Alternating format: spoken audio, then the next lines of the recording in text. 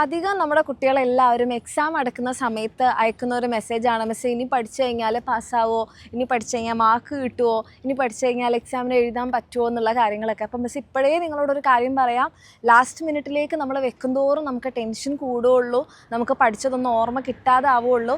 അപ്പം നിങ്ങൾ പഠിക്കാൻ ഉദ്ദേശിക്കുന്നുണ്ട്, അല്ലെങ്കിൽ നിങ്ങൾക്ക് ലാസ്റ്റ് മിനിറ്റിൽ ഈ റിഗ്രറ്റ് ഒന്നും വരാതിരിക്കണം എന്നുണ്ടെങ്കിൽ ഇപ്പം തന്നെ പഠിച്ചു തുടങ്ങാം.